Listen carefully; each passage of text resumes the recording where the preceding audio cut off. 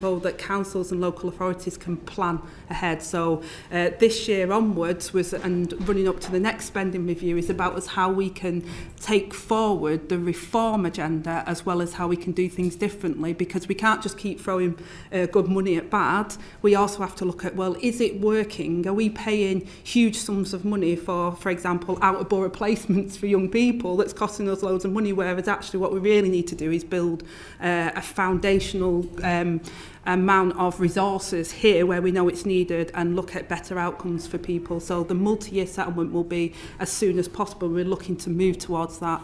I think the direct answer is we just didn't have the time available between setting the budget and us being able to put that in place. So in that interim period, would you allow councils more flexibility on how they manage their funds at the moment? So for example, capitalisation can be allocated to transition activities but can't go directly to revenue or to go back into the general reserves, to give them the ability to manage, in effect, bridging that gap until they get the multi-year funding settlements. What I've said to local authorities is that I want to work with them. I don't want to use the threat of 114 or anything like that. It doesn't, regardless of what council it is, I want to work with them to try and help. So what we've tried to do is, again, the first thing I said I wanted to stop is all these little pots of money like Dragon's Den approach. Well, you can bid for this and you can have a little bit over here, is to try and pool it so that local authorities, I believe local councils know what the local need is. I believe that they want to provide good services for their local area.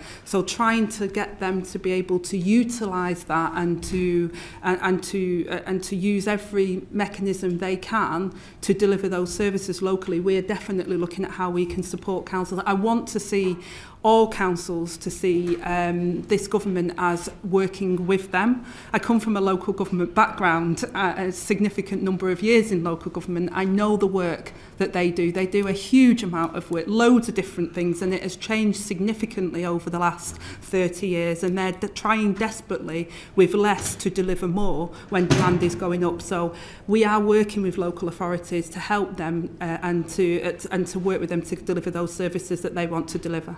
So would it be fair to say that if there are council leaders and finance portfolio holders out here, if they've got some ways to be able to bridge that gap, is to come and speak to the department on a case-by-case basis? Yeah, I mean, I've made it really clear from the moment I went into my department is we should have a can-do attitude to support them. What local government is facing is significant. Since 2010, the money that is available to local governments has gone down, but demand has gone up. At the same time, they're being asked to do so many different things. Most people wouldn't even know that local government do it. A lot of the complaints or a lot of the issues that are raised with me as a local MP is actually a local authority issue. So local councillors and local authorities do a tremendous job and touch our lives in ways that most people would never recognise. So I understand that the pressures that are on local authorities, and my department should do everything it can to support and to try and enable them to provide those services. And yeah, I mean, I know my own council of West Berkshire delivers over 700 services to its residents, and a vast array of services, and I know other councils will be similar. If I can just move us on to national insurance contributions, so indirectly. So the government's definition of a public and sector employer doesn't seem to extend to wider public service delivery bodies such as social care providers. And according to the King's Fund, the adult social care sector employs just as many people as the NHS. So has the government, or can the government provide clarity on any mechanisms for compensating these providers for the additional tax costs that they're going to face? And how will you help councils out if there isn't a mechanism in place? Yeah, I mean, the government announced an additional £515 million of support for local government, including the mayoral combined authorities, fire rescue authorities, specifically to manage the impact of the changes to the employer national insurance contributions that were announced at the budget. And I know this is a pressure, and again, I come from an adult social care background, so I completely understand the pressures on care services in particular, and the fragmentation of care services and care providers and how they operate. We are working, like I say, we gave councils the real terms increase in their core spending power as well to try and support that. But we also, you'll have seen in the employment bill that we're putting forward around a fair pay agreement. I'm not quite sure that's the right name for it, by the way, because it goes way beyond pay. Actually, what we need is a care structure that has career progression, that understands the complexities of delivering care in the community, but also the opportunities to give people the best quality care in the right place at the right time, which will unlock savings if we're able to deliver that. So the FPA for me will be a game changer in terms of recognising the vital role of care workers, but also unlocking where the money needs to be spent across the NHS and care services, including within the care providers across the board, not just those that are considered the public sector, to deliver better outcomes for people. And I think not only will that deliver better outcomes, and I believe it's what I became an MP for, so I can wax lyrical about it. Not only do I believe that this will deliver better outcomes for people, but I know it will save money for the taxpayers as well. So hopefully taking that work forward over the next 12 months, we'll be able to deliver for those care providers as well, because what we've also seen over the last 10 years or so is many care providers leaving because they say they can't afford it, and that's created a bottleneck again because people can't get the care in the community and therefore end up in hospital. So I think this is a real game changer, working with employers in the sector, the NHS, local authorities and others, and the trade unions that represent the workers. I think we could do something really special in this area that will deliver for people and will be able to offset some of these challenges we face, notwithstanding just the NICs, but other issues that we see in this sector. And then just one final question from me, Chair, just still on NICs and adult social care. When the NICs rise was considered, a bit like the impact assessment on NHA, was there any impact assessment done on adult social care in particular, and the pressures that the NICs rise would put on that service, given how important it is for the whole NHS model to have a functioning social care market? I think the way I would answer this is that we know that there were pressures, not least just the NICs pressures we knew, but also the changes within the national minimum wage, for example, through the Low Pay Commission and the work that we did there. We know that there's pressures, and therefore that's why the extra funding, both that the Chancellor announced through the budget, the £550 million extra funding, but also the uplift that we gave to local authorities and the work we're trying to do to give local authorities more unring-fenced money so that they can then plug the gaps that they see in their system at the moment, and then also not just that, but give local authority the opportunity to look at reform as well, because they want to deliver good services. They just haven't got the opportunity at the moment to really drive some of that innovation. I think it's probably worth just mentioning the £880 million increase in the social care grant specifically as part of those uplift in local government funding. Yeah, but there are additional uplift costs in providing adult social care without the NICs rise anyway. Yes, well, so. Nonetheless, a significant increase in funding. Yeah, just overall pressure is still up. Thank you. Sarah. Thank you, Deputy Prime Minister. I'm going to talk now a bit about the SEND issue, which is certainly one of the biggest issues that comes up on the doorstep and in my inbox in Hyndburn. Starting off with, what are the government's plans for the broader reform of SEND and adult social care funding, given that the sort of current levels seem unsustainable in what's being spent by local authorities to provide these services when the demand just keeps going up? Yeah, there's been, I know this has been discussed before as well with the liaison committee with the Prime Minister and the Minister for Education. There's been a significant amount of money that is going into special educational needs and disability, including the money that we've announced in local government. But I really think that there is a real challenge around reform to make sure that, for example, the out-of-borough placements we're seeing, the inadequate places for children with special educational needs, the ability really to provide that care for people in the school setting and in the wider support for their families.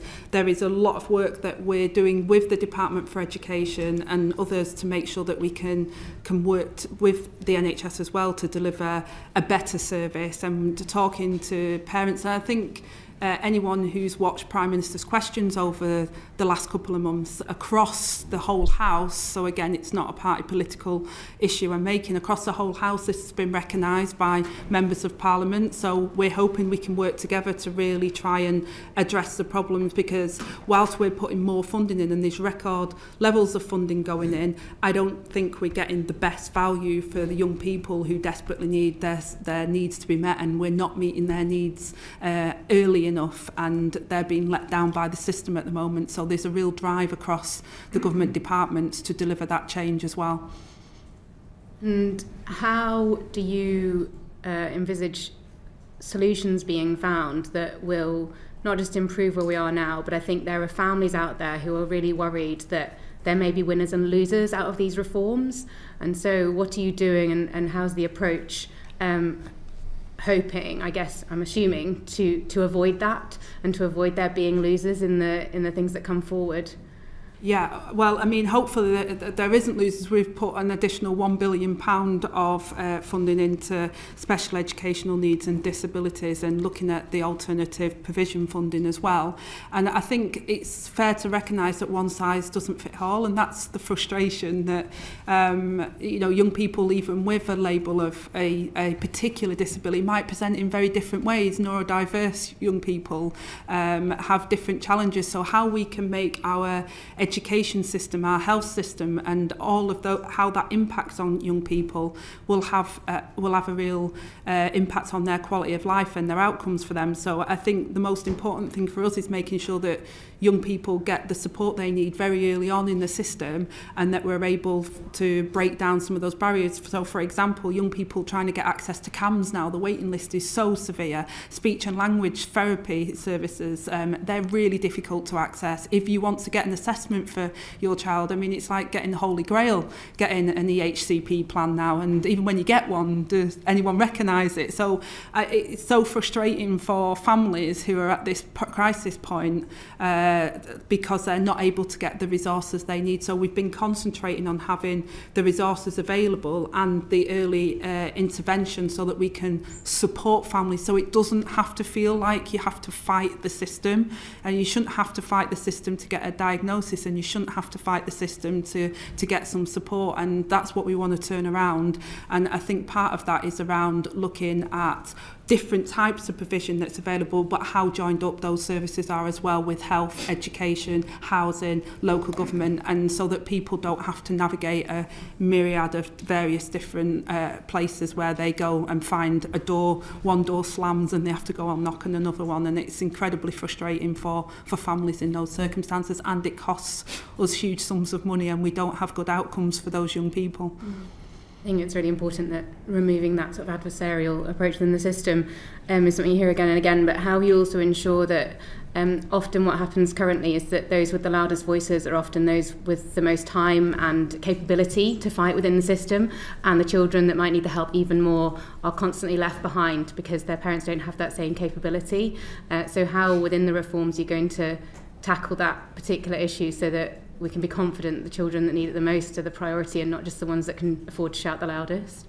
Absolutely, and that's why it's important that people and families get access to that support as well from professionals. So whether it's through a GP appointment, which can be really difficult to navigate to get, or whether that's through the school being able to alert and say, we need some support here, can we get some additional support to support a young person, or whether that's even through getting an NHS appointment, just trying the machinery of government and how we're linking in around these challenges will hopefully break down some of those silos and those barriers at the moment, because it feels like you have to go through this hoop to get here, and you've waited so long to get there, and then you might not get to that hoop. What we want to do is empower people who are in those young people's lives to look at the whole place around that child. So if it's a housing need, then let's try and fix that housing need, and not say, well, we can't do anything about that, or housing can have a severe impact on special educational needs and disabilities. So you've got to be able to fix the system to have a whole systems approach to it. And that's the work that I know Bridget and Liz, both with the Child Poverty Task Force, they've been doing a huge amount of work, not just on poverty, but on how we can provide the best outcomes for children as part of our Opportunities mission. Thank you. Just wanted to ask, obviously it's a more Department for Education one, and we've seen the VAT increase on private schools start on the 1st of January. Are you worried that any additional funding in SEND and money to local authorities will just be absorbed because there could be an additional increase of families who may not be able to afford to continue to send their children to specialist schools coming back into the state system, which obviously is something that, you know, the government would want to welcome and you know, in terms of improving the state system for all families? Well, we recognised also that independent schools play a vital role in providing support for some children with special educational needs and disabilities, so there were exemptions within that. So, for example, if an independent school has over 50% of children with a statement of educational needs, they're exempt from paying that VAT. So there were a number of measures that were put in within that legislation to protect those children that are in independent schools because of they have a special educational need and disability, because we recognised that that provision was unique and important for those young people. I'm going to move on to housing and planning. Chris. Super. Thank you, Chair. It's clearly fantastic to see the ambition on housing and planning and what's been achieved already by this government. Do you want to set us out just quickly how you see us moving towards 1.5 million, given last financial year it was 221,000 homes that were completed? We clearly need to significantly improve on that. What do you see as the journey from where we are to where we need to be? Thanks, Chris, and really welcome the question, because often people will break it down annually. I don't see us getting there annually. There is a number of measures that we've taken immediately, like the National Planning Policy Framework and the consultation we've done already on that, which sets new mandatory targets for all local authorities. The investment in 300 new planning officers within local authorities to speed up this planning situation. We envisage an infrastructure bill probably around March time this year coming forward, so that we can take further measures, so that we can do planning reform. We introduced in the budget £500 million additional affordable homes programme. We delivered some flexibilities within that as well, so that we could get the money out the door. We've been speaking to Metro mayors and to local authorities around Homes England and how we can support that programme. We've had a new homes accelerator, so where there's been stalled sites, we've had a dedicated team that have been working to unlock some of the challenges that we've faced on that. So there is a number of levers that we're pulling at the moment, which will hopefully start to turn the tide, but it's a bit like the Titanic. It's not like one of the Hackney cabs that can turn really quickly. It'll take more time in the early stages before we start to see the shoots. Just on that point, I mean, obviously, the broad point is you'll be underachieving 300,000 in the early years of the Parliament to overachieve it later in the Parliament and hopefully in subsequent Parliaments as well. One issue, though, would be that the housing targets that you're setting local councils are 370,000. The reason it's 370,000 as opposed to 300,000 is because you expect a bit of leakage there. But even still, how do you expect to be able to exceed 300,000 a year towards the latter stage of the Parliament if the housing targets that you're setting local authorities are based on an assumption of building 300,000 a year? Well, again, we're already unlocking sites that were having challenges, and you're absolutely right. I do see us ramping it up as we get through the course of this Parliament. But with the new mandatory targets, which are over the 1.5 million homes targets, and we've also got the New Towns programme, which the task force will report later this year around new towns and the opportunities for that as well, which is not within that 1.5 target currently. We're hopeful that we'll be able to do that, and I think as sites come forward, we've got the brownfield passport, which again we're saying we want brownfield to be delivered first. I think that we'll be able to prevent some of the blockages. It can take around 7 years at the moment to get planning permission for housing. 7 years is just way too long. We need to have a system that if you have the rules in place that protects nature, that makes sure that the houses are built safely and in the right place, and that there's been local consultation through the local plan, I think we can speed up that process. I'll come on to the other blockages in a minute, but I mean, if it looks like we need to be increasing the annual number towards the end of this Parliament, will you look again at that 370,000 number and potentially look at increasing it?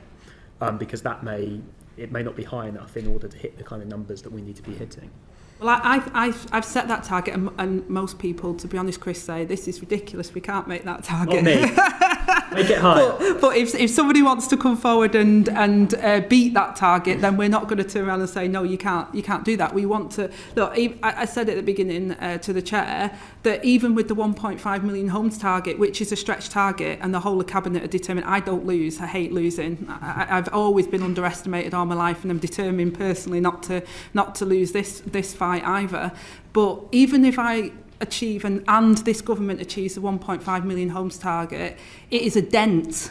It is a dent in what we need to achieve as a whole country to deliver the houses we desperately need. We haven't seen this level of house building since the 1950s, the post-war, and it is the similar challenge that we face today to get that as well. So I think that they are achievable targets that we've set. They are mandatory, and therefore councils, local authorities will be expected to deliver on them. And I think that we may be able to get more than that in some areas, but we're working with local authorities and mayors to deliver that. I'll come back to that point specifically in a second, but just briefly, you touched on the extra planning officers and 300 extra that we're putting in. When I speak to local authority leaders across the country, they say, not blaming anyone specifically, but given the challenges of local government finances again this year, they're not sure that they're going to be able to sustain their planning departments as it is. And I think most people would accept that even if we were successful in getting 300 planning officers, that's not enough given how much of a bottleneck is on the system. So are there any other things that you'll be looking at in order to increase the number of extra planning officers above and beyond that 300 that has already been promised and pledged? Well, again, we've said the 300 planning officers, but we've also talked about streamlining some of the planning decisions as well. So sometimes things just get called in and are constantly in this merry-go-round, whereas actually if it's very clear what the rules are, then we should be able to move forward on some things instead of them being called in and constantly being in this merry-go-round. So hopefully by streamlining the planning system, which is what we're hoping to achieve, making it very clear what the rules are that we expect people to follow, that we'll be able to then focus the resources of planning committees and planning officers so that we don't end up with them needlessly doing more and more time on tasks that really actually they shouldn't need to do. So, for instance, the fact that we want all local areas to have a local plan should simplify the role of planning officers, because if it's within the local plan, then it should get planning permission, and so the whole sort of process should be more streamlined, which is why kind of we think it's possible to do it within the capacity, but obviously keep it under review as we sort of go through meeting the 300 planning officers commitment. Super. So, final question. I mean, look, if you speak to most people across the country and you ask what the biggest objection to new housing is, it's that the new housing, one of the biggest objections is that new housing isn't going to come with the infrastructure that's required. Now, look, if the system's working right, if you've got a good local plan in place, as everywhere should, you can get a lot of the infrastructure put in place with new housing developments, the schools, the GP structures. If you've got good planning officers, good council teams, good local plan, it's entirely possible to achieve that. I think one of the worries I have, and this might be particularly relevant given the area I represent, is if you're one of those places that's not just building the homes that's required for your local area, but also dramatically expanding, dramatically growing. Milton Keynes has built 3,000, but there's lots of other places across the country that are growing in population. Sure, your new housing estates can build the GP surgeries, the schools, but there's much bigger infrastructure projects. A hospital is often the key example, but there's other things as well, which can't be funded by that as well. It needs to be funded by central government. Now, in those places that are growing quite quickly, are you having conversations across government departments to ensure that those extra bits of infrastructure, like hospitals, for example, are going to come alongside that extra expansion? Well, let me first of all acknowledge that, and I think, I've always been frustrated by the NIMBY-YIMBY sort of argument. I don't get that, because I think nearly everyone in this country knows a family member who's got a housing need that isn't being met, a daughter or a son who can't get on the housing ladder, or somebody in temporary. Everybody knows somebody, or an elderly relative that wants to downsize but can't. So everybody understands the need for buying the houses. I think for building the houses, I think we've won the argument. I think the rightful challenge and what's happened in the past is houses have been built, but the infrastructure, whether that's through 106, not getting the infrastructure that was promised from developers, or whether that's, as you say, government not providing the infrastructure that's needed. So the short answer is yes, I'm having those conversations, because actually the buy-in that we need from the electorate when we build these homes is that they have to see that that infrastructure is going alongside it, and there is cross-government work on this to make sure that where we do have those housing, that we've put extra resources in to ensure that the 106 notices, that we hold developers to account, we get the best from those 106 notices as part of that planning deal, but also that as a government we're also looking at GPs, hospitals, dentistry, and we know there are already pressures on those areas, but making sure that the schools and other facilities are built as part of that, and the transport and connectivity is with that as well. So the short answer is yes, but I also want to acknowledge the premise of the question, because I think it's a really important one that you raise, and that's where often there is a genuine frustration from people and members of the public who say, hang on a minute, I'm not in my backyard, I've got genuine concerns there, and this is what's happened, and that's why we've got to make sure that that infrastructure is critical, as well as the target of 1.5 million homes. Thanks. Yeah, and just want to come in on build-out rates, really, and just look, I absolutely support your ambition for 1.5 million new homes, and I want to see us build more, and I wish you all the success in achieving it. I don't see any evidence that suggests that we will hit that target by the end of this Parliament. I mean, I've got a strategic site, we've got an emerging local plan.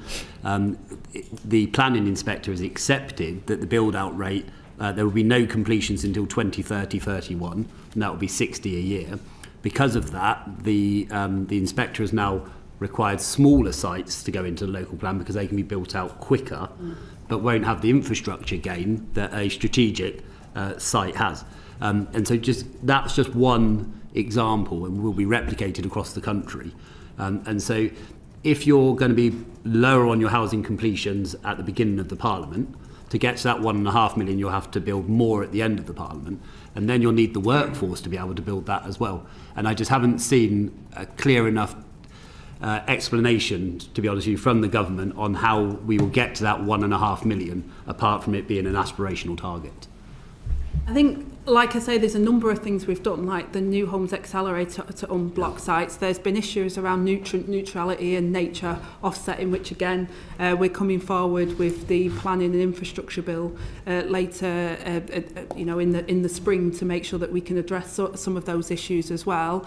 We have announced additional funding for construction hubs to make sure that we've got young people that need employment, and I believe that we can match that within the construction sector, and working with the Department for Education to deliver that, and also the Employment Department as well. We've been working with Liz on how we can deliver that as well through the job centres and the DWP. So there is things that I think we are doing that will deliver that. There is simplifying the planning rules, which most of the developers say to me is that we're stuck in this merry-go-round. As I say, it can take 7, 8, you pick a number, and therefore we don't get those sites unlocked. So I think the work that we're doing now, we've also, the frustration also has been that has been put back to us is around housing associations don't have the money, and the stuff we're doing on remediation around how can they release capital to come in on a 106 for these developments. We've again been looking at that to support housing associations and councils. We've given them the opportunity to keep their right to buy receipts, which will help them to deliver. And I support all of what you're saying on that, but that's all still got to have time to go through the process. Then you've still got to get planning application secured and then build the sites out. And you've got 4.5 years. I know, but we are literally simplifying that whole process and putting more investment in. So that I acknowledge your point. If we look at where we are today and what we inherited, but I'm also equally saying we've put rocket boosters up to make sure that we get there. I'm going to bring Lewis, and then Chris is going to finish off this section. Lewis, quickly. Thank you, and I draw everyone's attention to my register of interest as a local councillor. Just on the 7 years, you seem to be saying local councils are not doing enough to build. What about developers? Because sometimes developers don't play ball. They don't show councils that they're willing to listen, that they're willing to do 106 agreements, that they're willing to do good development, good design, for example. So sometimes they've got themselves to blame as to why they don't get planning permission or it takes 7 years. And you sort of allude to in lots of your answers that it's all councils' fault. What are we doing talking about developers and getting them on board to do more? Well, Lewis, first of all, I'm not saying that councils are the problem. Planning can get stuck and bogged down, and that's the acknowledgement, and I think that's just a fact. If you look at what's happening, that's what happens, and that's why clarity to the system is important, but also making sure that you hold developers to account. I think I alluded to that with the 106 notices, and making sure that we've got a dedicated team within my department that will work with local authorities to hold developers to account on that as well. And we're also supporting small developers as well. So we have huge developers that are in the business at the moment, and we want to encourage other small and medium developers to come into the field and support them to make sure that they can also develop in areas as well. So there's a number of measures we're taking to try and there's a carrot and a stick approach to this, Lewis. There's the carrot that says, look, we're going to streamline planning, we're going to make it clear so it's not subjective, so that you're not bouncing around, but equally I expect you to hold your feet to the fire on that you're delivering on your 106 notices, you're building the houses that people need and not what you think you can get the biggest profit for, and that we'll work with those developers to deliver that, but they have to follow the rules, but we will set the rules and we'll make them very clear. Right, thank you. Chris, finish off your section, please. I'll just moving on to social housing, if that's okay, Chair. I might sort of link it to that question, if that's all right, because I think we talk about developers a lot, but I mean, broadly speaking, the way the model works at the moment is that developers bid for how much they can buy land for, guessing what kind of, or, you know, with a local plan, having a really good reasonably good estimate of what the requirements are going to be when they build on that land, infrastructure-wise or particularly social housing-wise. That sometimes works. Sometimes then you could have a massive inflation in costs, and they try and wiggle out of those commitments. And there's a massive asymmetry on information, and, you know, housing developers are obviously trying to maximise their profit margins. They've got a duty to do so, and councils are arguing back, and it gets very messy. And often you can get in a situation where projects, well, there's this trade-off that is then created where either developers, suddenly it's not feasible for them to build a project, so we get held up, we don't hit our housing targets, we don't get our building starts, or you don't get enough social housing built, and we sort of end up in the worst of both worlds. The easiest solution, and broadly speaking throughout the whole of sort of British history where we have been really successful at house building, the answer's been do more to capture that land value and have more state intervention to ensure that you're not just driving up the land value, because it's all right talking about developers' profit margins. People that are really making the most money in the system are the landowners who are making the millions of pounds, because that land value is being driven up in certain areas. So do you think that generally, if we want to deliver the more social housing, we need to be doing more to think about how we can get those land values down in a way that doesn't hold up building starts and everything else, in a way to get more homes built? And has your department been looking at ways to achieve that? Yeah, absolutely. I mean, you're obviously absolutely right about the value of kind of land value capture as a way of kind of funding this. There's a few things I'd sort of just say about viability specifically and the kind of role of Section 106. So we obviously consulted in the National Planning Policy Framework back at the end of July on an approach to social housing, particularly in areas of identified grey belt, to say that we wanted 50% of that to be affordable and social housing.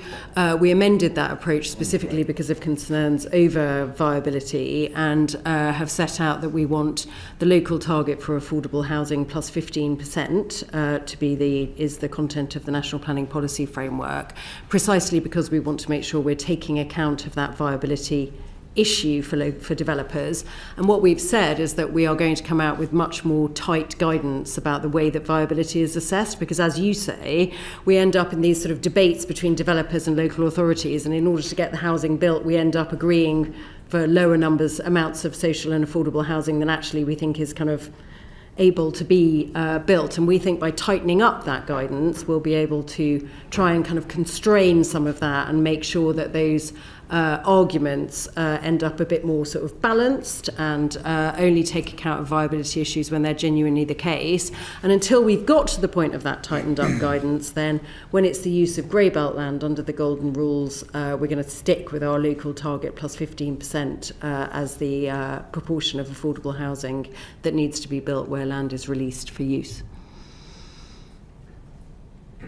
But I mean, outside of that, is there anything else that you think should be looked at? Yeah, I mean, and we'll obviously be looking, particularly when we come to things new towns about how we can make absolute best use of that. We've also obviously consulted on reforming compulsory purchase orders as well, in order to try and make sure that we can get hold of land where it's particularly strategically important. Okay. Thank you. The only other thing on the social housing one is obviously your predecessor had a target of 30,000 new homes, Secretary of State. In terms of the issues that you outlined in terms of homelessness, in terms of people on the waiting list, how are you going to make a dent in that if we don't have a figure and a target for how many new social homes are going to be built by this Parliament? Yeah, I appreciate the challenge, Chair, but the reason why I haven't put a target other than we will have the biggest wave of social and council homes of a generation, the reason I haven't put a target on it is because, first of all, every government has failed to meet the target that they've set, but equally, as the Permanent Secretary just described just in that last answer, there's a number of different permutations. So depending on the local plan, which I'm not in control of because it's a local plan, they will identify the areas of land that could be used, and then depending on the area of land that could be used and the land value and other factors dependent upon how many social and council homes you can get from it. But what we will do is set out clear, like we have with the golden rules for the release of grey belt, what we think people should be delivering as part of that, so that we do get those numbers, but it very much depends on the land and the local plans on how many of them are delivered through which programme. So it would be foolish of me, without having those local plans, even to then a minimum try and, level, Secretary of State. Well, I think the minimum level is that I've said the biggest wave of social and council housing for a generation. So I mean that's quite a big target. I don't want to fall below where we've been in the past. I want to way exceed that. But the challenge and the reason we've put the golden rules in, and the reason that we've put so much resources into making sure that developers don't whittle out of their obligations under 106 notices, is so we can, and giving the councils their full right to buy receipts and the more additional money into affordable housing programme, is all about making sure we can deliver more social housing. But it would be ill-advised to, with all those moving parts, to try and give you an exact definitive figure, because it would be impossible. I could just go and then maybe I might reach it. Thank you. Nishaba. Thank you, Chair, and thank you, Deputy Prime Minister, for being here today, and also for recognising some of the big challenges we face around not only with the housing crisis but homelessness more generally. Just on that, what has the interministerial group on ending homelessness achieved so far? Well, we put a additional significant amount of funding, so there's an increase to £233 million of funding, nearly £1 billion of additional funding for homelessness and rough sleeping. What was announced at the budget, and also a £10 million emergency support package to protect rough sleepers. And we know we've had a particularly cold spell over the last couple of weeks. We've also been working with put an uplift of £192.9 million to the homelessness prevention grant to tackle causes and not just the symptoms of people being homeless. And we've been working with charities, with local authorities, with the mayors, to look at how we can also look at those vital support services around that, because often people can find themselves homeless and there's a number of different factors, not just about the practicalities of having a home. So there may be substance abuse, there may be other ongoing issues. We've also been looking at the criteria, and I wrote to local authorities in November around making sure they understand their obligations around homelessness and around making sure that people are housed within their area and that they're given that support as well. So we've been putting additional funding in, but we've also been trying to look at we've identified 20 local authorities facing the most acute pressures for B&B as well, for temporary accommodation. So we've been looking at emergency accommodation reduction pilots as well with them, to test their innovative approaches to kickstart new initiatives of how we can prevent homelessness and how we can support people back into homes that they can feel safe and secure in. As I say, one of one of the things that really, on a personal level, impact on me is in my role as Secretary of State, I've visited over the Christmas period a number of the homelessness charities and spoke to those that work in the sector, and just that figure of 160,000 children being in temporary accommodation just makes me really upset, because it's not just the fact that they haven't got a home, it's also, it has an impact on all of their life chances, and therefore trying to look at innovative ways of how we can support and prevent homelessness is something that I've, not only as me as Secretary of State, but also that interministerial team have been looking at how we can deliver the services for people. So, for example, Bridget has been looking at how we can support young people that are coming out of care, so looked after children going in transition, how we can give more support, for example, in those areas. So there's a number of different things we're working on to try and support people, and particularly vulnerable people who may find themselves at risk of homelessness or homeless. Thank you. Obviously, this is not a new issue, and I think every government has always pledged that one of their core priorities is to end homelessness.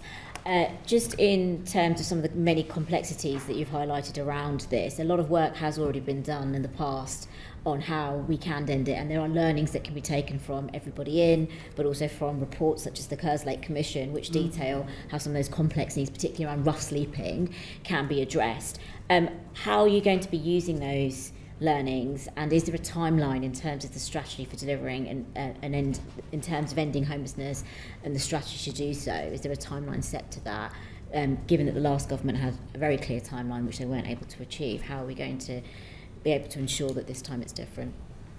I think it's really challenging to set a timeline for it, and in particular the challenges we face with the inheritance that we've got at the moment, and the projections of where homelessness is going, and therefore one of the biggest things we need to do is deal with the supply. And obviously, as I say, the Section 21 no fault evictions are having a significant impact on homelessness as well. So some of the learnings from those 20 local authorities that we're looking at, those pilot projects, there is also, I'd just like to add, some incredible work that's going on an individual local authority level and mayors. I might be biased, he's Greater Manchester Mayor, but I've seen a bed for a night and what the Greater Manchester has achieved through the combined authority on tackling homelessness, and how we can learn from that. But there is unique challenges for different areas, rural areas, city areas, coastal areas. So therefore, part of the piloting and looking at what works is about how some of the challenges that local areas face need to, one size doesn't fit all, but I think some of the bigger challenges, and you allude to it in terms of the Kerslake report, is around, it's not just about providing a home, it's around having the right services for people when they need it at the time that's right for them, and being able to access that. And I was reminded at Christmas of the work that Shelter was doing around, people coming in and then having those services available immediately for people at the time when they need it, so that we can get them on track. I think that's incredibly important, and there's other work that we've also been doing with the Home Office and the Ministry of Justice as well, around people who faces homelessness as well, because they provide pressures on the system as well. So making sure that, for example, we inherited a dire situation with the prison system, is how we can make sure that this service is available. So if you are leaving prison, that you're able to get employment opportunity, or that we can access services so that people don't end up homeless and end up back in a cycle of crime because we haven't got the services in place to support them. So there's a lot of work that our interministerial team have been looking at, of how we can try and make sure that those services are there for people when they need it the most, because that will affect their outcomes longer term, and therefore it will cost us more money if we don't do that at the beginning. And obviously, I appreciate that you've set out why it's challenging to set out a timeline at this stage, but is there a targeted approach to this in terms of how you would see a year-on reduction in rough sleeping particularly, or anything that you're working towards, or is this still something that you're not able to put a figure on at this point in time? I would be very hesitant to put a figure on it, but we really want to see an impact. And part of the problem, I suppose, is not just the fact of plugging the hole, but it's also the amount that's coming in. So there is a problem around, there's a lot of work that's going on that's preventing but then the sheer volume that's coming in, you're not really seeing a reduction at the moment. So the frustration for me is that the issue around longer term problems around supply will just keep us coming back to this point over and over again. So we're taking measures now, and I think the measures around ending Section 21 no fault evictions, the measures we're taking around prevention of homelessness, the measures that we're taking to support local authorities in terms of their ability to build the houses they need, I think they will have an impact, but we need to see a real dramatic increase in the number of supply of housing in order to really be able to reflect a net significant drop in homelessness, because the pressures are so acute that more people are coming into the system as we can get out of the system at the moment. Thank you, that's very helpful. Just one other question, if I may, Chair, on this. Specifically, I know we've talked a lot already about temporary accommodation and the pressures that it places, and also the need to have that long-term strategy in place in order to deal with the supply issue. However, there is an immediate pressure and there is an immediate need in certain places to tackle some of the challenges. Firstly, the conditions in temporary accommodation, which aren't necessarily always meeting the standards that we would expect. And secondly, out-of-borough placements, which you have touched upon in terms of the impacts that they have on people's life chances, particularly young people. Is there any plans, or are there any plans to tackle those two issues in terms of legislation, to look at both out-of-borough placements, the impact that it has on the individuals as well as the host authorities, but also temporary accommodation in the immediate term? Yeah, so as I say, in November I wrote to local authorities reminding them of their duties in terms of out-of-borough placements and housing, and making sure that people get the support that they need. And I suppose within that question is a real tension and a challenge, and I see this every single day, that people at the moment, their housing needs are not adequate. There is people in housing that is not good for their health. It's not safe for them, but they are too frightened to even raise the alarm of this is not adequate for me, because no sooner have they raised it, they will either be put out of borough, their children are disrupted from their school, or they'll find somebody else, a landlord will Section 21 no fault evict them and find someone else who'll be quite happy to move in and will take the squalor that they're putting them in. And I say that not all landlords are like that. There are some incredibly decent landlords out there. So the decent home standards, the Arabs law, the new home standards that we're introducing, is about making sure that we can support people in having safe and secure housing as well, but acknowledging at the moment that I'm under no illusion that there are significant numbers of people at the moment who, not just in temporary accommodation, but in their housing that they've got at the moment is completely not safe for them and not adequate, and we have to address those issues. And we've put additional funding aside to support support landlords as well. We've said we want to work with landlords to make sure that they can bring their homes up to standards as well. So this isn't about landlords are bad. This is about, look, we need to acknowledge that we have a housing crisis in this country, and it's not just about building the homes, but it's also about making sure the homes that we've got currently, and even the temporary accommodation, is fit for human habitation, and that we don't see a situation where we had, unfortunately, in Greater Manchester, where Arab lost his life, and the contributing factor to that was the housing that he was in, and we want to turn that around. What we've said is that, just to add to Deputy Prime Minister said about decency and kind of the importance of things like the Decent Home Standard for temporary accommodation, is that we've said that we'll consult on how we would extend the Decent Home Standard to temporary accommodation. There are some complexities in doing that, partly because of use of B&B accommodation and hotel accommodation, which is obviously something that the guidance steers local government against, but is unfortunately used quite extensively at the moment, but with a view to applying that Decent Home Standard to temporary accommodation precisely for the reasons that you point out. Obviously, local authorities already have a duty to avoid Category 1 hazards in temporary accommodation, but clearly, kind of, as Deputy Prime Minister set out, we want kind of much higher quality accommodation for people than that. Okay. Just one very final follow-up. Is there anything going to be done to discourage out-of-borough placements, particularly where you see people being sent hundreds of miles away from their original, their family network, their friends, or their original authority? I think we already sort of set out that local government should avoid out-of-borough placements except when absolutely necessary, and kind of that's what Deputy Prime Minister's letter sort of underlined and emphasised. I would have thought we'd want to say a bit more about it in the long-term homelessness strategy that we're publishing later this year. Joe. Just one very specific follow-up on the homelessness prevention grant. There is a new restriction within that, which is 49% needs to be spent on prevention. And of course, we all support prevention in the long term, but for London councils specifically, some of them are really concerned about that because they spend approximately 80% of the grant currently on temporary accommodation. So is there a risk that that restriction is a little bit of a one-size-fits-all model and could actually exacerbate some of the funding pressures in places like London with very high numbers of temporary accommodation? Well, I mean, it is true that clearly more of the homelessness prevention grant has been being spent on temporary accommodation in recent times than we would want to have seen to be the case. We want it to be spent upstream rather than downstream. We have looked at the distribution of the homelessness prevention grant to try and target where there are some of those extra needs which you talk about in London, and I know from many of my conversations with chief executives and officials across London councils just how sort of serious those pressures are. It's not the only funding that's spent on temporary accommodation. Kind of some comes out of core council funds, which obviously we've put extra money into as well. But we always remain sort of open to discussing particular issues that councils are experiencing, as DPM said earlier, in terms of kind of pressures that they're experiencing or problems that they've got, and looking at how we can help with that.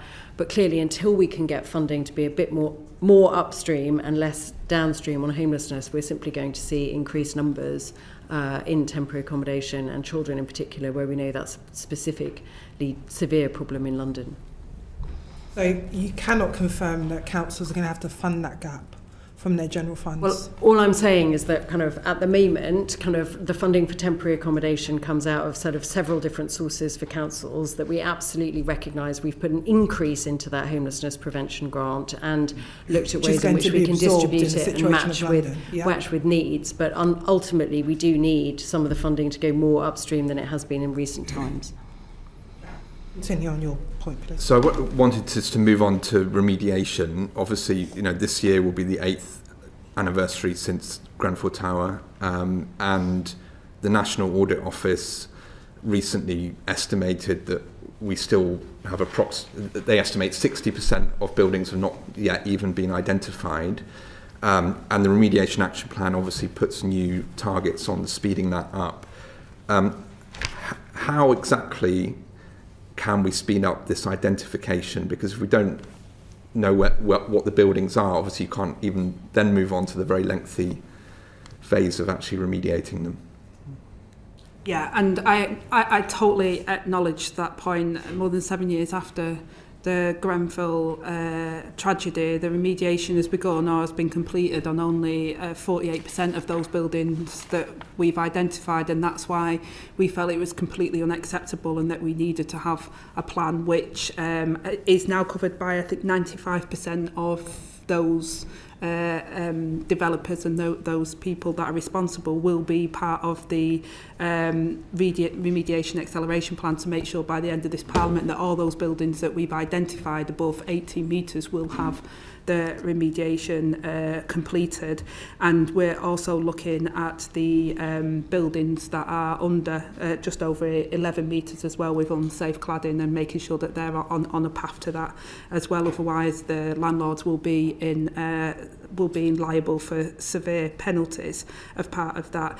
We're also looking at how we can identify those buildings as well, and people coming forward. There's a piece of work that we're trying to do with the looking at the land audit, etc., and trying to make sure that people do come forward, so that we do have a understanding of how many buildings that are currently that we think that are not in the programme at the moment that actually could be in need of this remediation. At the moment, we don't have a true figure. It could be, I think, up to 7,000. Yeah. And once the buildings have been identified, the next thing in the remediation plan is around forcing action. And one of the big frustrations that people have is this buck passing between developers and freeholders. Obviously the issue of what leaseholders will face versus others. And the scale of this is huge. You know, I mean, it's millions of people around the country. So I'm just trying to understand, if we sped up the identification, will government consider taking a much more hands-on approach to actually forcing action? Because the plan says that this will be considered, but doesn't really then say how we'll actually knock heads together to actually get these buildings finally into a decent state. The short answer is yes, and I will consider bringing legislation forward. We believe that we will need further legislation from the phase 2 of the Grenfell report, and we're committed to making sure that we do everything we can to meet those targets that we need to meet to ensure that people feel safe and that remediation happens. So if we can't knock heads together, then we do need to make sure that we take action. I have met with the main developers and people involved in the housing sector. I've also met those various different organisations that are responsible for building safety as well, to look at where there are potential gaps, where it's like trying to pin blancmange to a wall, and where people are trying to get out of it, and how we can clarify that and then take action. There has already been extra support given, and local authorities have started to take serious legal action against those that are not remediating those buildings, and we've been supporting the action, and we have not taken anything off the table in terms of bringing forward more legislation if it's needed. The previous government introduced quite significant legislation regarding this after the Grenfell tragedy, and it's just for me it's shocking that we're still in a position today where thousands of buildings have still got this unsafe cladding, and people are going to bed at night every night in buildings that need that remediation, and the same people that want to build the houses now want to say, well, it's not our responsibility, and I don't accept that, and I've made that very clear to them that I expect them to do everything they can to make sure that they do that. And like I say, at least 30 developers have signed up to, that's covering 95% of the buildings, to make sure that we have that remediation completed before the end of this Parliament. And conscious of time, sorry, just to switch topics to elections briefly, does the government recognise the risks of potential foreign funding in our political system and a general lack of transparency and accountability around money in politics, and when might we expect some action on this? Well, yes, we were looking at this in opposition around how we can make sure that elections are transparent and that funding and donations are transparent within our system, and we continue to look at that and making sure that we have the systems in place that people have confidence in. The one thing I would say is that I think in all of the reports we've had in the past, that in terms of electoral fraud is very, very, very, very minor, and therefore we want to enfranchise people into exercising their votes, and we've looked at voter ID as part of that and supporting that process, but equally we want to see transparency in the process of where donations come from, and people are very clear about that and that the rules are followed. Do you know when we might see legislation or a bill on this? Or? Well, it wasn't within the King's Speech this time, because I think you'll have noticed that quite a lot of the King's Speech legislation was in my department this time, and just to say a huge thank you to all of the civil servants and the ministers and everybody else that's been working with us on what the task we took on since the election. But I certainly would want to do that as soon as possible, certainly before the next general election, so people are very clear and have confidence in our electoral system and in the transparency, and that people can exercise their right to vote. I get frustrated that people feel disconnected from politics and politicians. I want people to be engaged with that process and to have confidence in our political system, and that's what we'll be hoping to achieve. Thank you. I just wanted to bring in Gagan just back on planning. Thank you, Chairman. Just Secretary of State, thank you for attending this afternoon. I've had a correspondence from George, one of my constituents, who's disabled, and they want to talk about future-proofing your planning. They're wheelchair users. The question they've asked me to pose to you is, how many of the new homes that Labour plan to build will be wheelchair accessible? In London, 10% of all new builds must meet the M4 (3) wheelchair standard. Will the Secretary of State roll this 10% quota to the rest of England so more wheelchair homes are built? Second question, given the huge shortage of accessible housing, will the Secretary of State be implementing Section 36 of the Equality Act and Schedule 4 and bring them into force? If so, when? I understand that they're very technical questions. I'm happy for you to write back to me, but I did want to acknowledge George did write to me. So. Sure, and thank you to George for writing, and I think there has been announcements that's been made in the Department for Health as well around accessibility recent in the last couple of days to make sure that people can retrofit and to get the equipment that they need to live independent lives. But what we don't want to do, and I think, you know, without answering the specifics, which I can get back to you on, is we want houses to be accessible. First point, we don't want to be having to retrofit, or we don't want. We've got the same problem with energy efficiency, and that's why we're saying that homes should be safe, secure, and energy efficient, but they also should be accessible. So there is a lot of things that we could do, which actually, if we do them up front as we're looking at the planning stage, that actually will impact. And you touched on accessible housing in terms of, I think I mentioned earlier as well, around people who maybe want to downsize, but there isn't the ability for them to do that at the moment. I think there's a high demand on bungalows. I think if we could build more bungalows, people would be very, very happy. But I do think sheltered accommodation and supported living as well, there's not been the resources put into that as well. So we're looking at how we can support through housing associations, through local authorities and with developers about building mixed tenures. And it comes back to my point I think I made to Lewis before, or it might have been Lee, about how houses are built for not about what the profit could be, but actually about what is the need in their area and having much more focus on that. So stretching the 106, making sure we comply with that, but making sure that local authorities and local housing providers have the resources they need to match the demand that we have in the areas, and that if we're building homes, we should be trying where possible to future-proof them so that we're not creating these problems that we find in older buildings that are difficult to retrofit. Thank you. I'm just mindful of time. If we could keep the replies a bit more succinct. Just on that, Secretary of State, you'll be aware that the predecessor committee had a report, an inquiry on disabled people in the housing sector. We still haven't received a reply to that, so it'd be helpful if we could get, as a committee, get a response to that. I will chase that, Chair. Thank you. Maya. Moving on to devolution, which we had a number of questions on, but we'll focus on some of the things that maybe aren't talked about as much. So firstly, a lot of the devolution deals that have happened so far have been in metropolitan areas, but obviously the opportunities going forward are a lot more sort of shire areas and county areas. So can you just tell me a bit about what you see as the greatest challenges and the greatest opportunities for devolution in those more rural and sort of disparate areas?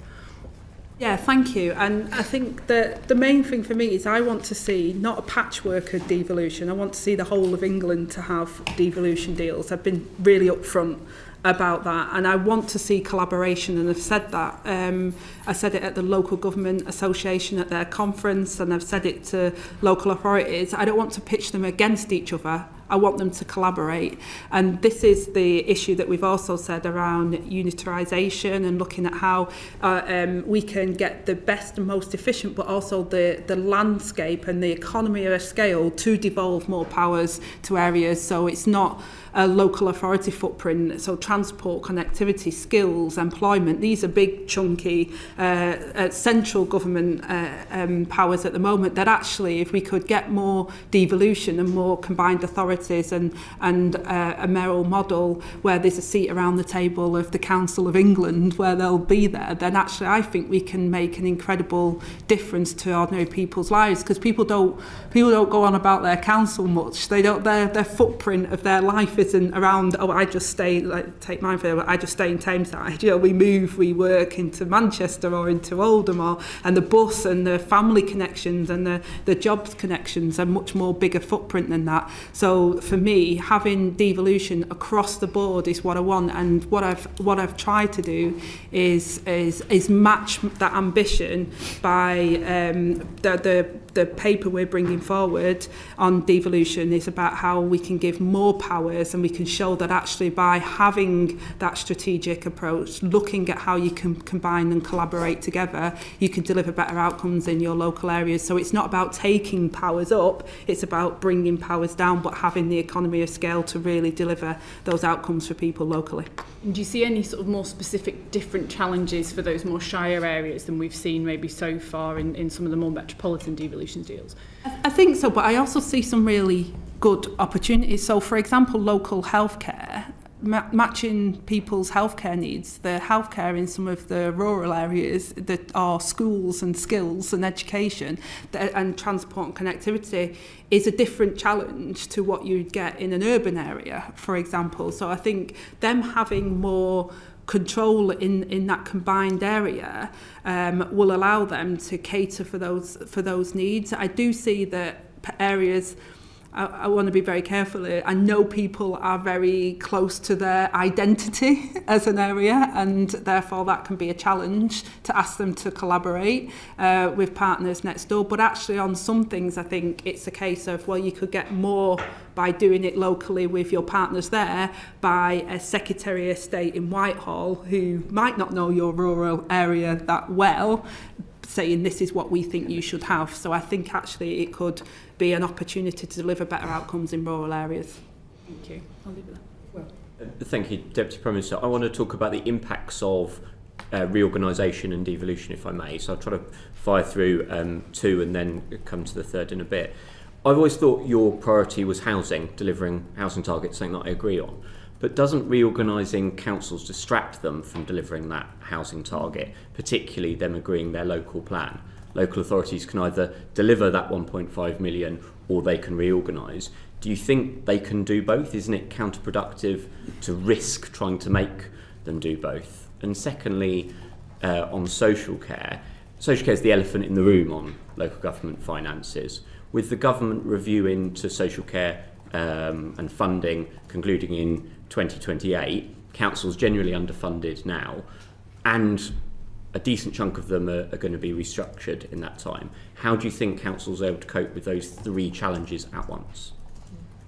Well, I think what it can do is it's an opportunity to do that. I think actually part of the challenge back is that by working rather than pitching against, but actually collaborating, working together, you can meet that. So I alluded to it in terms of, two different boroughs could have local plans that integrate with each other that can deliver their joint housing targets. So if you've got 10% of the land in one local authority, 30% in another and 40% over this way, then you could end up in a situation where you haven't got that in your local plan, or it isn't delivering. Whereas if you can combine together with your local housing mandatory targets, you could actually deliver a bigger infrastructure programme that delivers the housing and the infrastructure, so you can combine your efforts and deal with those problems. And so I think that the reorganisation is quite critical to get the mass in order to deliver some of these really big challenges that we face as well. So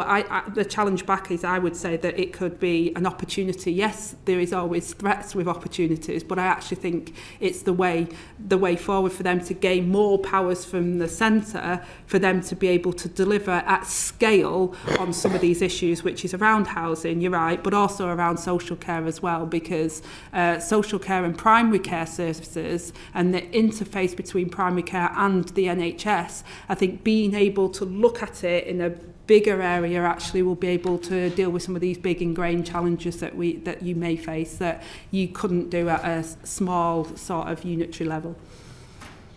And finally, I suppose I speak as the MP for Zara Sharif.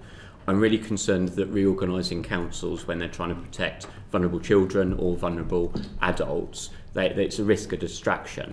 The Prime Minister told the House just before Christmas he plans to review children's social care. How's that review going to be implemented at the same time they're reorganising? What impact assessment has the government made on the risk to vulnerable people whilst you're reorganising?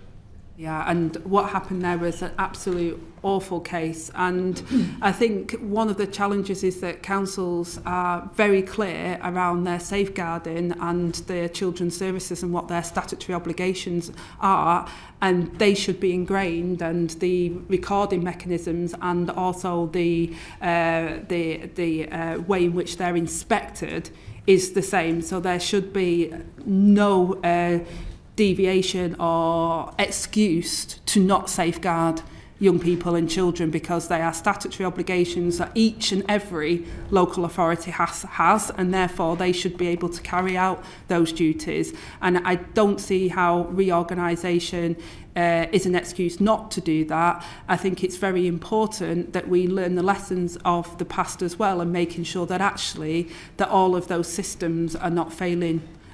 Far too many cases I've seen, even in my time in local government as an MP, constantly seeing where young people have fell through the net, and we've got to make sure that we deal with that, and we make sure that our children's services are absolutely up to scratch, and that we know where our young people are, we're identifying them, and that we're able to support them when they need it the most. I'll bring in Lewis and then Sarah. Thank you. So in the devolution white paper, it talks about unitarisation, it talks about 500,000 people. What does that mean in reality? Does that mean creating super councils of 1 million plus? Does that mean creating councils of 200,000? Can you just tell us your thoughts around how fixed that 500,000 is? Well, we've set a benchmark that we would consider it to be around 500,000. We've not said it has to definitely be 500,000, and if it's so, therefore there's a number of factors. What we're saying is local areas, to give them a ballpark, is we want you to come together. We want to find that efficiency. We think that 500,000 is a benchmark figure, but it could be slightly less depending on the local circumstances, or it could be more, but that we want to see the economies of scale so that they can collaborate and come together. What does slightly less mean? Does that mean 300,000, 350,000? Well, not really, no. We've said 250,000, we've said 500,000, but if a local area came to us and said, right, well, we've got these district councils here, and we want to come together, and we think that this is the right area for us, and this is why we think it, because we can deliver on education, we can deliver on social care outcomes, etc., etc. These are the benefits of it, and this is the geography of why we've come together to collaborate. We're not going to say, well, actually, no, we think you lot know nothing.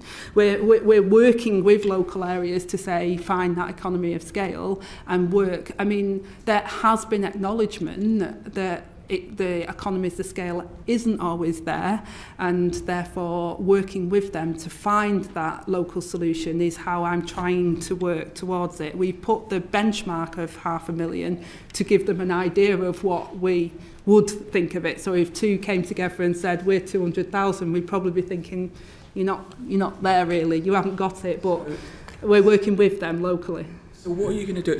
So you're reorganising the Conservative counties. What are you doing about the small London councils, or your own councils, 231,000 according to the last census? So are you saying to them, well, you've got to merge with the council next door because you're not quite big enough? Or say Lambeth, 317,000, are you saying to them, you've got to merge with the London Borough next door because you're not big enough?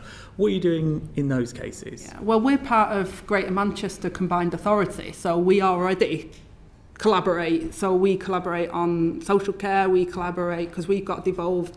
Andy Burnham as our mayor has got a significant number of devolved powers. We collaborate on our housing plans, for example. So we collaborate on our transport services. We've seen some significant benefits actually from our local authority from that collaboration, and I would encourage local authorities to collaborate more. I would encourage my local authority to collaborate more, because I think people's lives don't work on the boundary of, well, you're Tameside, so it doesn't matter what's going on in Oldham, or it doesn't matter what's going on next door in Stockport, because actually people's lives don't work like that. So actually finding ways to how our healthcare system operates. My mum lives in Stockport, I live in Tameside. She's visited Stepping Hill Hospital, she's visited Tameside Hospital. I mean, the needs are the same. How you can collaborate services to deliver for people in local areas, and also transport routes, I would say is incredibly important. So I wouldn't exclude my local authority from doing that as well. I think it's a really important way of safeguarding and delivering the better services for people. It's people's lives don't work off local authority boundaries or district council boundaries, but what we're trying to do with reorganisation is deliver the size and scale to deliver quality public services for people at a local level that recognises that people's lives don't work off the demarcation of what we do in local government. So you will ask small Labour metropolitan councils to consider merging as well then? Well, we're asking people to collaborate, and we're looking at how we can deliver the economies of scale so that people can deliver better outcomes for people, and we've been very clear about that.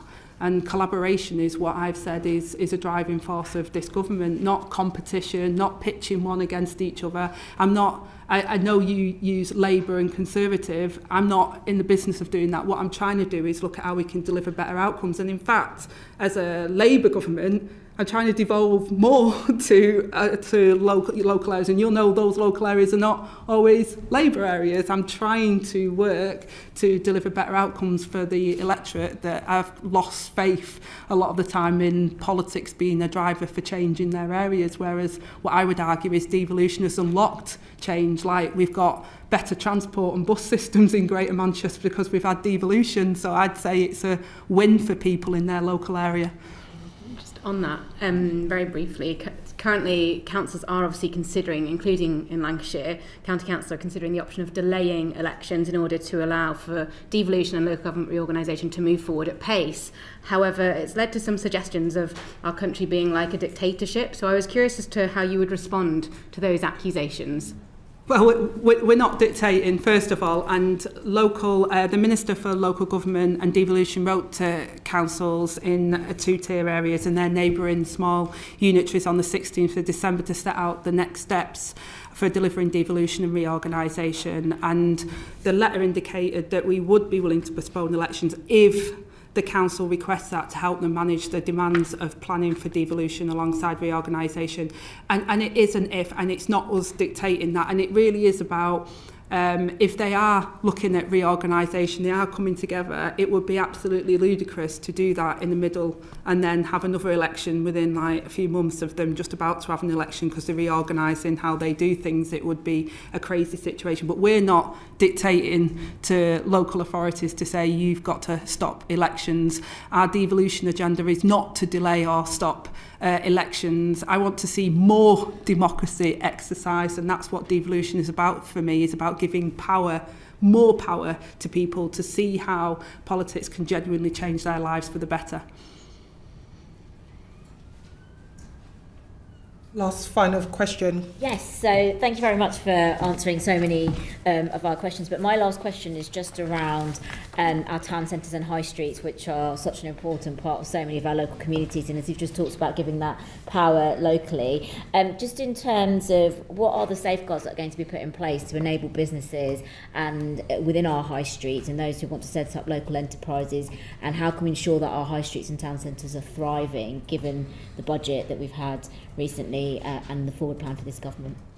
Thank you. Yeah, we continue to work with high street businesses, and the Chancellor and the Business Secretary has been really clear on making sure across government sort of effort is to support those high street. We're addressing strategic issues on areas including high street regeneration. You'll have seen the things we've done with the high street rental auctions, which gives more power to local authorities to bring high streets back into life. The skills issue, sustainability and productivity, and we're supporting small businesses' ability to invest and grow with a range of measures, including protecting small businesses from the inflation in business rates by freezing the small business multiplier for this coming year.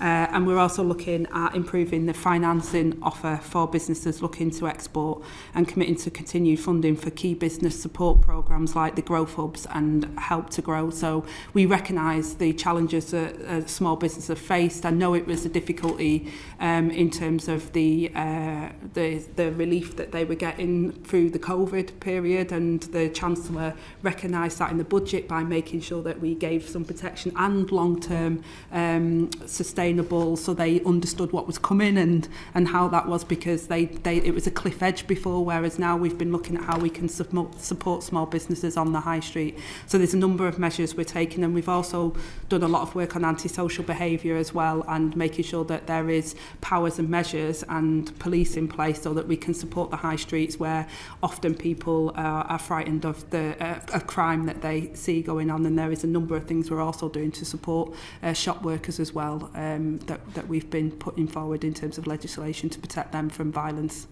and for shoplifting. Final follow-up.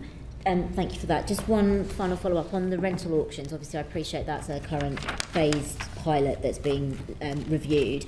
At the minute, it doesn't necessarily give that flexibility around buildings that have been sat empty for a longer period of time as opposed to shorter.